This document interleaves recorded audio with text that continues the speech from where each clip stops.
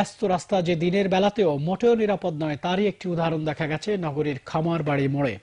দুটি যাত্রীবাহী বাসের সংঘর্ষে একটি বাসের ড্রাইভার হেলপার সহ অন্তত 20 জন আহত হয়েছে। সেখানে বেলা 11টার দিকে ঘটে যাওয়া এই দুর্ঘটনার একমাত্র কারণ ট্রাফিক সিগন্যাল অমান্য করা, জানাচ্ছেন শেখর দীপু।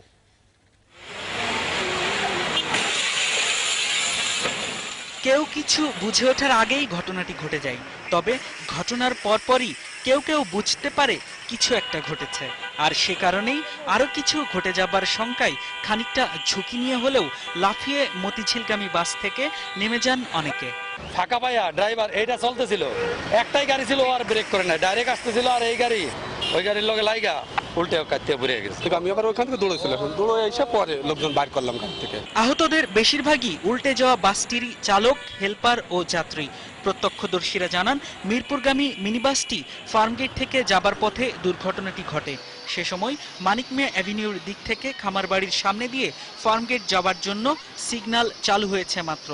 তাই বিপরীত দিকের সেই সিগন্যাল পুরোদমে চালুর আগ মুহূর্তে পার হতে যাবার অসাধ্য চেষ্টা করতে গিয়েই ধাক্কা খায় মিনিবাসটি।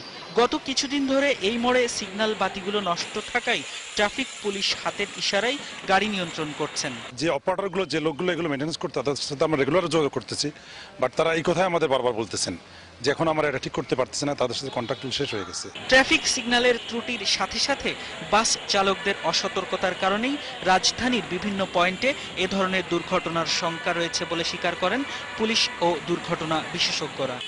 মাস তিনেক আগে একই জায়গাতে ঠিক একই রকমের ঘটা দুর্ঘটনায় মারা গিয়েছিল দুজন।